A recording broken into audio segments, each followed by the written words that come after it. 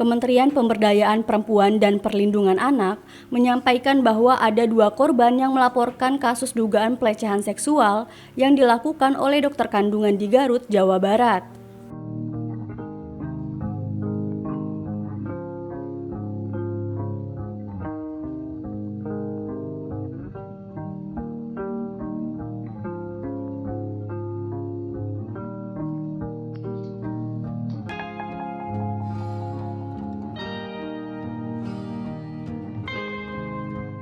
Menurut Kementerian Pemberdayaan Perempuan dan Perlindungan Anak, sebelum kasus tersebut viral, sudah banyak pasien yang mengalami kejadian serupa. Salah satu kejadian sempat membuat keributan, namun kasusnya berakhir damai. Kini pelaku berinisial MSF itu telah ditetapkan sebagai tersangka kasus dugaan pelecehan seksual.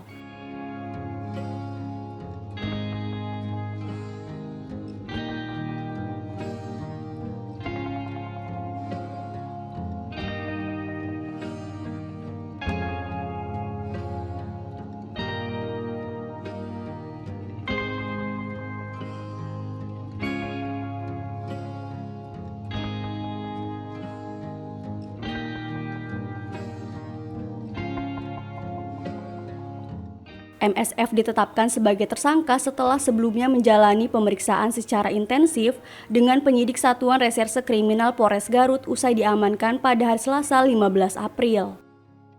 Polisi telah menemukan 2 alat bukti dari penetapan tersangka ini. Dalam kasus ini, polisi telah memeriksa sebanyak 10 saksi. Tersangka kini mendekam di rutan Polres Garut dan terancam hukuman 12 tahun penjara.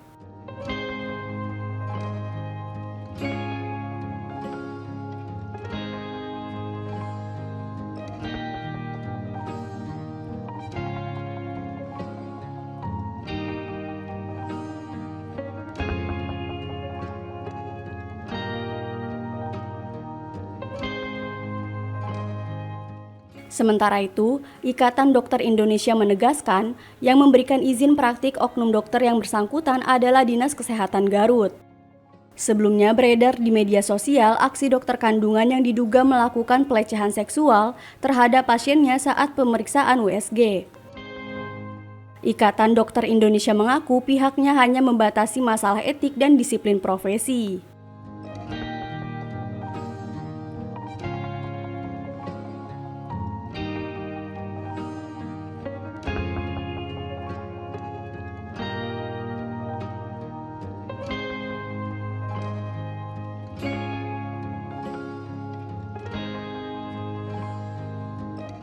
Dalam video yang beredar, tersangka diduga memegang bagian intim korban. Setelah dilakukan penyelidikan, tersangka langsung ditangkap oleh jajaran Polres Garut. Terima kasih, mohon izin kami menyampaikan kronologis kejadian yang terjadi.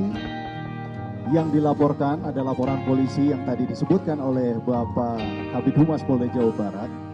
Jadi peristiwa ini dimulai pada saat korban konsultasi kemudian mendatangi sebuah klinik di Kabupaten Garut karena permasalahan kesehatan. Pada kunjungan pertama yang bersangkutan dilakukan pemeriksaan kesehatan di klinik tersebut.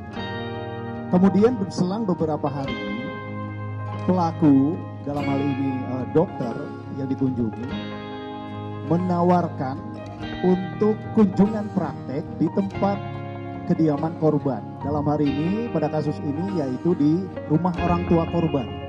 Selang 3 hari pelaku dengan menggunakan ojek online itu datang ke rumah korban, dilakukan pemeriksaan, kemudian dilakukan juga menyuntik tadi yang disampaikan oleh Bapak Kabid Humas, dan pembayarannya itu dilakukan di tempat tinggal pelaku. Karena tadi pelaku datang menggunakan kendaraan ojek online, pelaku menyampaikan bahwa minta diantarkan pulang kepada korban.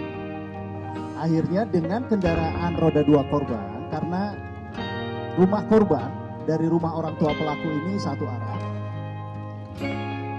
pelaku minta diantarkan ke tempat kos-kosannya. Sampai dengan di rumah kos-kosan, di rumah pelaku, korban kemudian membayar biaya kesehatan tadi sekitar 6 juta. Namun pelaku menyampaikan jangan di depan rumah karena nanti dilihat orang. Kemudian pelaku menawarkan untuk pembayaran itu dilakukan di dalam rumah. Ketika terjadi di dalam rumah, pelaku mengunci pintu, kemudian mendekati korban, mencium leher dan sebagainya. Di sini korban berusaha menolak, kemudian korban juga mengancam akan melaporkan malam ini juga. Pelaku tetap melakukan perbuatannya sampai akhirnya si korban berusaha melawan dan menendang. Akhirnya pelaku keluar dan pergi. Sampai dengan hari ini memang laporan polisi yang kami terima itu baru satu.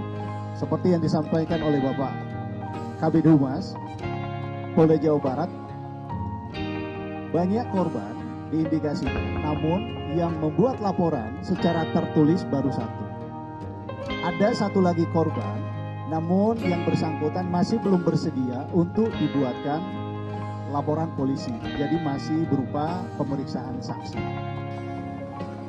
ID Cabang Garut dan jajaran mengucapkan keprihatinan yang mendalam dan dukungan moral terhadap para korban pelecehan seksual ini, serta mengutuk perbuatan tercela yang dilakukan oleh tersangka karena bertentangan dengan kemanusiaan dan mencoreng marwah organisasi profesi kedokteran Indonesia. Selama ini di Cabang Garut juga sudah berkoordinasi dengan di wilayah untuk melakukan proses. Yang kita lakukan dalam hal ini adalah proses pelanggaran dan etika, termasuk disiplin profesi, karena beliau adalah seorang dokter. Selanjutnya, seperti yang kita lihat hari ini, menghormati dan mendukung semua proses hukum secara transparan dan berkeadilan oleh pihak kepolisian. Ke depan, ID Garut akan berkolaborasi dengan pemerintah daerah untuk menindaklanjuti hal-hal yang menjadi keluhan masyarakat. Bisa menghubungi hotline yang ada, kita berintegrasi bersama, tetapi secara organisasi semua keluhan, informasi dan pengaduan bisa kita sampaikan ke Sekretariat ID Cabang Garut di Ruko A6 Jalan Suherman, Ruko Diamond Dreamland. Mungkin itu yang bisa saya sampaikan secara pribadi dan organisasi. Mudah-mudahan ini menjadi pembelajaran yang baik buat kita semua. Oke, terima kasih Pak Kapolres atas kesempatan yang diberikan kepada kami organisasi ini. Terima kasih. Assalamualaikum warahmatullahi wabarakatuh.